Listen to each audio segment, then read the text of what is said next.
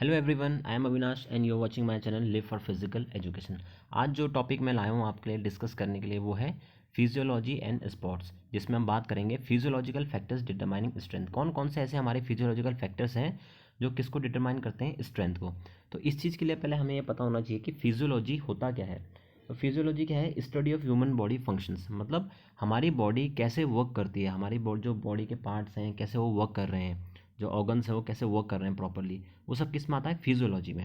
और अगर हम बात करते हैं स्पोर्ट फिजियोलॉजी की, तो स्पोर्ट फिजियोलॉजी मतलब होता है कि जो लॉन्ग टर्म और शॉर्ट टर्म इफेक्ट पड़ते हैं हमारी बॉडी के या एथलीट्स की बॉडी में, और किसकी वजह से? ट्रेनिंग की वजह से। मतलब ट्रेनिंग की वजह से जो भी हमारे बॉडी में चेंजमेंट आते हैं, चाहे वो शॉर्ट टर्म चेंजमेंट हो या लॉन्ग टर्म इफेक्ट हो, वो सब किस में आते हैं? स्पोर्ट फिजियोलॉजी में। तो ऐसे कौन कौन से फैक्टर हैं जो स्ट्रेंथ को डिटरमाइन करेंगे, वो हम इसमें देखेंगे। सो जो the first factor is size of the muscles. Strength of the muscles largely depends upon the size of the muscles. देखो, जो स्ट्रेंथ होती है, जो किसी एक इंडिविजुअल एथलीट की बॉडी की स्ट्रेंथ है, वो मेनली किस पे डिपेंड करती है? साइज ऑफ द मसल्स पे। अगर मसल्स का साइज थोड़ा लार्ज है तो वो ज़्यादा फोर्स एक्सर्शन करेगा, जो ज़्यादा स्ट्रेंथ लगेगी। और मसल का अगर साइज शॉर्ट है तो, अगर ये कम है मसल्स का साइज, तो वो फोर्स थोड़ा कम एक्सर्ट करेगा, स्ट्रेंथ थोड़ा कम लगेगी। तो इसलिए जो साइज मसल्स है वो डिपेंड करता है कि कैसा साइज है। Then bigger and larger muscle can produce more force. जैसे कि मैंने आपको अभी बताया कि जो बड़ी और लार्ज मसल्स होती हैं वो फोर्स ज़्यादा प्रोड्यूस करती हैं। Force produce by same size of muscles in male and female is almost same, but males are found more stronger because of large and big muscles. जो सेम साइज की muscles होती हैं उनकी force जो उनसे produce हो रही है वो सेम होती है अगर हम मेल और फीमेल की बात करें। बट लेकिन जो लार्ज और बिगर मसल्स होती हैं वो स्ट्रॉन्गर होती हैं अगर हम मेल मेल में बात करें तो उनमें ज़्यादा होती है, क्योंकि जो मेल्स की मसल होती हैं वो थोड़ा लार्ज होती हैं, बिगर होती हैं। जैसे आप जिम जिम वगैरह में भी आपने देखा होगा कि बॉडी का जो शेप है चेंज होता है, मसल्स का साइज चेंज होता है, तो स्ट्रेंथ ज़्यादा आ जाती है, फोर्स ज़्यादा लगती है, जिससे क्या है कि स्ट्रेंथ ज़्यादा प्रोड्यूस होती है। तो size of the muscles can be increase by different methods of strength training like weight training. और हम साइज ऑफ मसल्स की बात कर रहे हैं तो ये कैसे ये चेंज हो सकते हैं, इसको हम इंक्रीज़ कर सकते हैं। जैसे आप जिम वगैरह में जाते हो, वेट ट्रेनिंग वगैरह कर रहे हो, तो इससे भी क्या है, मसल्स की साइज चेंज हो सकती हैं। So we can say that the strength is determined by the size of the muscles. जो स्ट्रेंथ है उसको कौन डिटरमाइन करता है? Size of the muscles. मतलब कहीं ना कहीं मसल्स की साइज थोड़ा कहीं ना कहीं डिफरेंस प्रोड्यूस करेगा स्ट्रेंथ में। अगर ज़्यादा साइज बड़ा है, लार्ज है, बिगर है, तो स्ट्रेंथ भी ज़्यादा प्रोड्यूस होगी। नेक्स्ट जो फैक्टर है वो है body weight. The heavier you are the stronger you will be on comparison to who are lighter. अगर आप कंपेयर करो, जो जितने हैवी होते हैं उनकी जो स्ट्रेंथ है उतनी ही ज़्यादा होती है, मतलब वो उतने स्ट्रोंगर होते हैं। अगर हम किससे कंपेयर करें, जो लाइट लाइट बॉडी वेट जिनका होता है। तो आपके यहाँ पे दो इमेजेस हैं, यहाँ पे आप खुद कंपैरिजन देख सकते हो। एक हैवी वेट है और एक लाइट वेट है। तो जो लाइट वेट है वो थोड़ा वेट को कम लिफ्ट करेंगे, और जो हैवी वेट है वो वेट ज़्यादा लिफ्ट करते हैं। तो ज़्यादा वेट क्यों लिफ्ट करेंगे? बिकॉज उनमें स्ट्रेंथ ज़्यादा होगी, तो उनकी जितना हैवी वेट है उतने ही वो स्ट्रॉन्गर होते हैं। ये पॉइंट यहाँ पे डिफाइन करता है। There is direct relationship between body weight and strength among international weight lifter. जो इंटरनेशनल वेट लिफ्टर्स हैं उनकी वेट और स्ट्रेंथ में डायरेक्ट रिलेशनशिप होता है। इट मीन्स जितना उनका वेट होगा उतना ही उनका स्ट्रेंथ भी होगा। अब कहने का मतलब कि बॉडी वेट अगर ज़्यादा है तो स्ट्रेंथ भी उसमें ज़्यादा होगी, अगर बॉडी वेट थोड़ा कम है तो स्ट्रेंथ उतनी नहीं होगी। इसी कारण क्या होता है, जो हैवियर वेट लिफ्टर्स होते हैं वो वेट ज़्यादा वेट को कैरी करते हैं, लिफ्ट करते हैं। जैसा आप वेट लिफ्टिंग में आपने देखा होगा 80 kg 90 kg अप्रॉक्स उसको लिफ्ट कर लेते हैं। तो ये सब चाहे बॉडी वेट के कारण है, क्योंकि उनमें स्ट्रेंथ ज़्यादा होती है। तो हम ये कह सकते हैं कि जो बॉडी वेट है वो भी डिटरमाइन करता है स्ट्रेंथ ऑफ एन इंडिविजुअल। जो हमारे बॉडी का जो स्ट्रेंथ है उस कहीं ना कहीं उसको डिटरमाइन कर रहा है। नेक्स्ट जो पॉइंट है वो है मसल्स कंपोजिशन। अब बेसिकली मसल्स कंपोजिशन में क्या होता है कि दो टाइप की मसल्स होते हैं, फाइबर्स होते हैं जो हमारे मसल्स में पाए जाते हैं।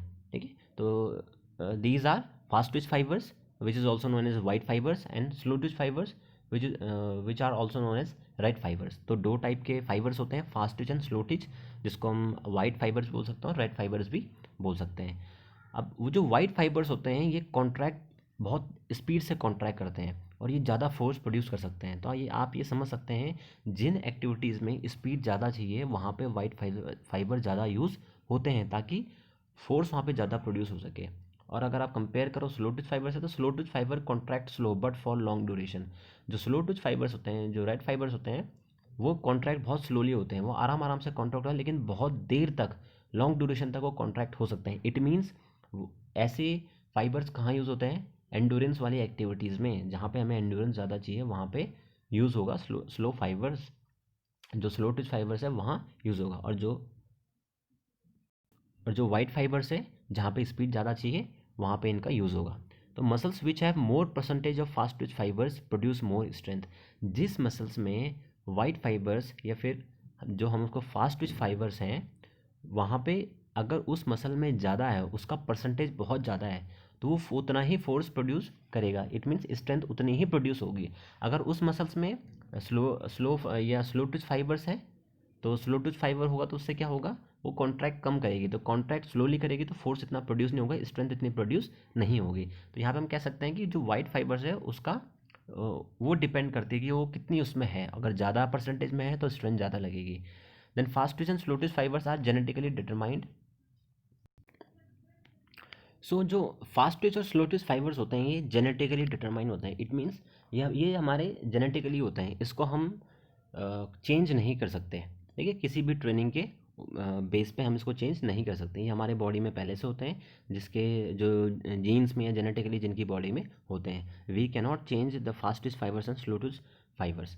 तो ये था इसका मसल्स कंपोजिशन। जो नेक्स्ट फैक्टर है वो है intensity of the nerve impulse. जो इंटेंसिटी होती है नर्व इम्पल्स की, स्ट्रेंथ उस पर भी डिपेंड करती है। अब a muscle is compose of a number of motor units. जो हमारी मसल्स है वो किसकी बनी होती है? नंबर ऑफ मोटर यूनिट्स की। So total force of the muscles depends on the number of contracting motor units. जो हमारी मोटर यूनिट्स हैं, जितनी ज़्यादा कॉन्ट्रैक्ट करेंगी उतनी ही ज़्यादा फोर्स प्रोड्यूस होगी या स्ट्रेंथ प्रोड्यूस होगी बाय आवर मसल्स। ये दो चीज़ें हमें पहले समझनी पड़ेगी। जो हमारी मसल्स है वो मोटर यूनिट से बनी है, और जितनी ज़्यादा मोटर यूनिट्स कॉन्ट्रैक्ट होंगी या उतना ही ज़्यादा स्ट्रेंथ और फोर्स प्रोड्यूस होगा। When ever a stronger nerve impulse from central nervous system excite more number of motor units, muscles will contract more strongly or will produce more force or strength. अब हमें ये चीज़ में ध्यान रखनी है कि अगर जितना अच्छा नर्व इम्पल्स हमारे सीएनएस सिस्टम से आएगा, सीएनएस मतलब सेंट्रल नर्वस सिस्टम, जितना अच्छा नर्व इम्पल्स हमारे सीएनएस सिस्टम से आएगा, नर्वस सिस्टम से, उतने ही ज़्यादा वो एक्साइट करेगा नंबर ऑफ मोटर यूनिट्स को, जो कि मसल्स में होता है। तो जितनी ज़्यादा number of motor units excite करेगा, उतनी उतनी ही ज़्यादा क्या होगी? मसल्स कॉन्ट्रैक्ट होगी, और उतनी ही वो फिर फोर्स प्रोड्यूस करेगी और स्ट्रेंथ प्रोड्यूस करेगी। तो यहाँ पे देखो एक कनेक्शन है नर्व इम्पल्स का। नर्व इम्पल्स किसको एक्साइट करती है? मोटर यूनिट को। अब जितनी ज़्यादा मोटर यूनिट को एक्साइट करेगी उतनी ही ज़्यादा मसल कॉन्ट्रैक्ट करेगी, और मसल कॉन्ट्रैक्ट करेगी तो इट मीन्स फोर्स उतना ही प्रोड्यूस होगा। सो intensity of the nerve impulse also determine the amount of strength. तो ये जो इंटेंसिटी है नर्व इम्पल्स की, वो डिटरमाइन करती है स्ट्रेंथ को। यहाँ पे आपको राइट कॉर्नर में एक इमेज दिख रही है। यहाँ पे देखो पूरा डिफाइन कर रखा है, आप इसको समझ सकते हो। इसे अगर प्रैक्टिकली में समझना चाहो, देखो यहाँ पे एक मसल्स है। मसल्स में क्या है? बहुत सारे मसल फाइबर्स हैं। तो हम फाइबर्स को हम जो बात कर रहे थे, फास्ट ट्विच है, स्लो ट्विच है, तो ये किससे कनेक्ट हो रखेंगे? मोटर यूनिट, जो हम मोटर यूनिट्स की बात करते हैं, जैसे अभी मोटर यूनिट 1, मोटर यूनिट 2। तो इतनी ही जितनी ज़्यादा मोटर यूनिट्स एक्साइट करेंगी उतनी ही ज़्यादा मसल्स कॉन्ट्रैक्ट करेगी, और मसल कॉन्ट्रैक्ट करेगी तो फोर्स प्रोड्यूस करेगी या स्ट्रेंथ प्रोड्यूस करेगी। अब ये मोटर यूनिटें एक्साइट कैसे होंगी? जब कोई नर्व इम्पल्स हमारी सीनियर सिस्टम से उसको एक्साइट करेगी, तब मोटर यूनिट्स क्या होती है? एक्साइट होती हैं। यह समझ सकते हो आप, एक्टिव हो रही हैं। तो उसको एक्टिव कौन करेगा? जो नर्व इम्पल्स हमारे सीनियर सिस्टम से आ रही है, मतलब नर्वस सिस्टम से आ रही है। उसमें कौन सा नर्वस सिस्टम है? सीएनएस, सेंट्रल नर्वस सिस्टम से। तो ऐसे ये इंटेंसिटी होती है नर्व इम्पल्स की, ये एक्साइट करती है मोटर यूनिट्स को। मोटर यूनिट्स फिर मसल्स को हमारी कॉन्ट्रैक्ट करेगा, और जितनी मसल्स कॉन्ट्रैक्ट होगी उतनी ही स्ट्रेंथ इंक्रीज होती है, या फिर फोर्स उतनी ही ज़्यादा प्रोड्यूस होती है। तो यही चीज़ें हमें देखने को मिलती है 100 मीटर स्प्रिंट्स में। वो एकदम से ज़्यादा स्ट्रेंथ लगाते हैं, जिससे क्या वो स्पीड से रनिंग करते हैं। तो आप लोग ने ये सब चीज़ें देखी भी होंगी। So these are the factors which determine strength. Basically these are the physiological factors which determine strength. First one is size of the muscles, then body weight, जितना ज़्यादा साइज होगा मसल्स का उतनी ही ज़्यादा फोर्स प्रोड्यूस होगी, जितना body weight होगा उतनी ही फोर्स प्रोड्यूस होगी। एंड मसल्स कंपोजिशन, अगर आपके बॉडी में फास्ट ट्विस्ट फाइबर्स हैं तो आपकी स्ट्रेंथ ज़्यादा प्रोड्यूस होगी, और स्लो ट्विस्ट फाइबर तो वो एंडोरेंस वाली एक्टिविटीज़ होती है उसमें स्ट्रेंथ कम प्रोड्यूस होती है लेकिन लॉन्ग ड्यूरेशन तक होती है, और फास्ट ट्विस्ट फाइबर थोड़ी देर तक काम करते हैं लेकिन बहुत स्पीड से करते हैं। और फिर उसके बाद जो लास्ट पॉइंट था वो था इंटेंसिटी ऑफ नर्व इम्पल्स।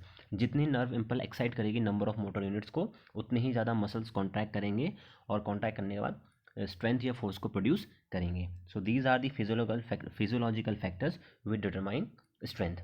तो आई होप सो गाइस आपको वीडियो समझ में आया होगा, बिल्कुल क्लियर हो गया ये पॉइंट। जो भी किसी को डाउट है तो कमेंट सेक्शन में पूछ सकते हैं। और जो नेक्स्ट और जो फैक्टर्स हैं फिजिकल फिटनेस के जो फैक्टर्स हैं, स्पीड है, एंडोरेंस हैं, कौन कौन से उनके फैक्टर्स हैं फिजियोलॉजिकल जो उनको डिटरमाइन करेंगे एंडोरेंस फ्लेक्सिबिलिटी, उनको हम अपनी नेक्स्ट वीडियो में डिस्कस करेंगे।